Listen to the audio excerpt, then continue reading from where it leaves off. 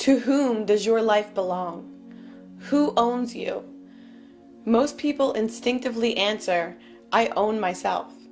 But most people don't actually believe that. What does it mean to own something? It means that you and you alone have the right to decide what is done with that thing.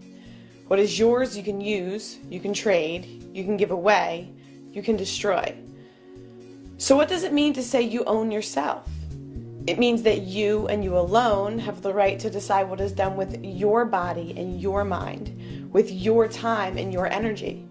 If someone else had the right to decide what is done with your body and your mind, your time and your energy, then he would be your owner and you would be his slave. So, are you anyone's slave? Do you pay taxes? Do you feel obligated to obey whatever the politicians decide to call law? Do you imagine that someone else has the right to control you, to rule you? Do you vote? In every political election, you are asked to decide who you want owning you, but owning yourself is never one of the options offered. The only choice you are given is the choice of which politicians will coerce and control you by way of so-called regulation and legislation, and confiscate what you produce by way of taxation. Whoever wins, you will be extorted and dominated. When you vote, whether you win or not, you are accepting that someone else has the right to rule you. You are conceding the state's authority over you.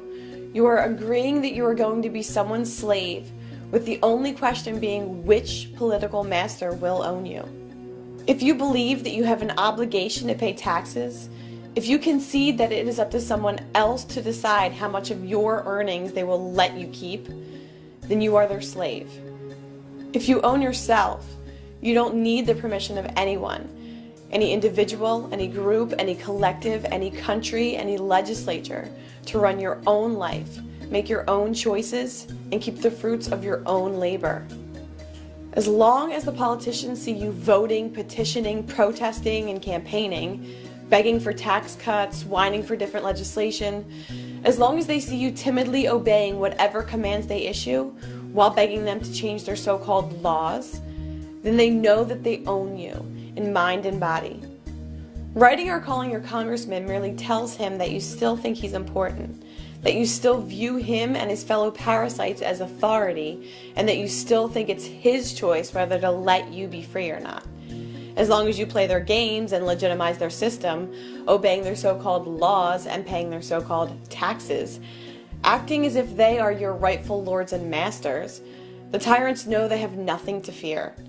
The slave master doesn't mind his slaves pitifully begging for mercy, as long as they keep obeying and keep producing wealth for the master to steal. Those in power aren't worried about elections or petitions.